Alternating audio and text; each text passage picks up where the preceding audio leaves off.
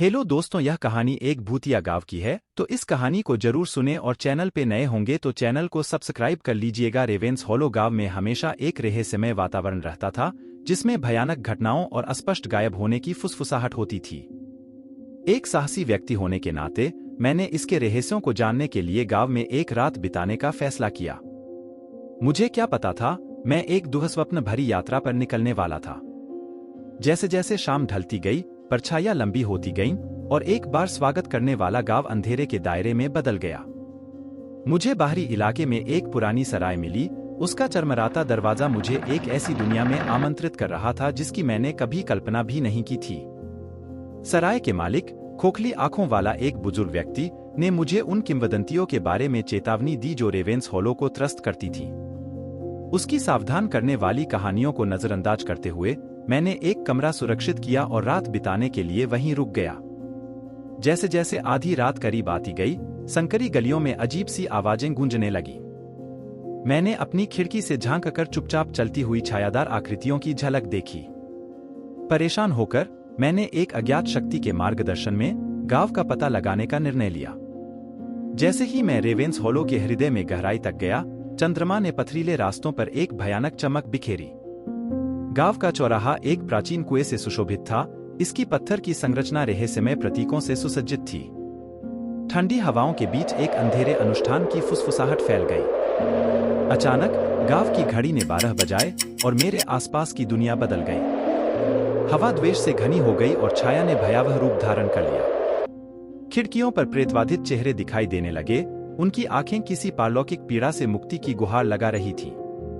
कभी परिचित घर अब गांव के शापित इतिहास के मूक गवाह बनकर खड़े थे। जब मैं रेवेंस हॉलो के किनारे पर एक परित्यक्त चैपल पर ठोकर खाई तो हताशा ने मुझे जकड़ लिया।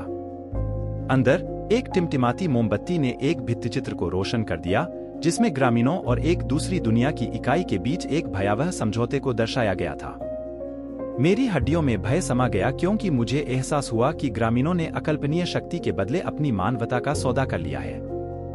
फुसफुसाहटों ने मुझे घेर लिया और भूतिया प्रेत साकार हो गए, जो विश्वासघात और पीड़ा की कहानियां सुना रहे थे। चैपल में ठंडी हवा चली, जिससे मोमबत्ती बुझ गई। जब मैं अंधेरे में लड़खड़ाते हुए प्रेतवाधित जगह से भागने की कोशिश कर रहा था तो घबराहट होने लगी।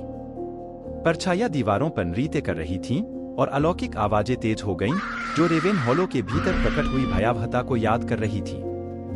मैं लड़खड़ाते हुए वापस गांव के चौराहे पर पहुंच गया। तभी मेरा सामना उन भूतिया आकृतियों से हुआ जो अब स्वतंत्र रूप से घूम रही थी। उनकी आंखें, जो पहले निराशा से भरी थीं, अब अतृप्त भूख से जल रही है। मैं संकरी गलियों से तेजी से गुजरा। ऐसा लग रहा था कि गांव ही मेरे खिलाफ साजिश रच रहा है। जैसे ही मैं बाहरी इलाके में पहुंचा, सराय का मालिक छाया से बाहर आया। उसकी खोखली आंखें अब एक द्वेषपूर्ण चमक से चमक रही थी। उसने खुद को गांव के अभिशाप के आयोजक, अंधेरे के कठपुतली के रूप में प्रकट किया, जो रेवेन के खोखले में फंसी आत्माओं से छेड़छाड़ कर रहा था। जीवित रहने की बेताब कोशिश में मैंने एक मंत्र का उच्चारण किया, जो मुझे अपने अन्वेषण के दौरान अचानक मिला था। जैसे ही शाप वापस आया, हवा ऊर्जा से कांप उठी और जमीन कांप उठी। एक बार प्रेतवाधित चेहरे पीड़ा में बदल गए, क्योंकि उन्हें बांधने वाली द्वेषपूर्ण शक्ति समाप्त होने लगी। मैं रेवेंस हॉलो से उभरा।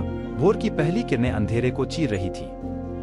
गांव, जो कभी दहशत में डूबा हुआ था, अब शांत और शांत पड़ा हुआ है। जैसे ही मैं चला गया, मैं इस भावना को हिला नहीं सका कि रेवेंस हॉलो हमेशा मेरे दुःस्वप्न में अंकित रहेगा, अलौकिक भयावहता का एक प्रमाण जो सबसे अप्रत्याशित स्थानों में छिपा हुआ है।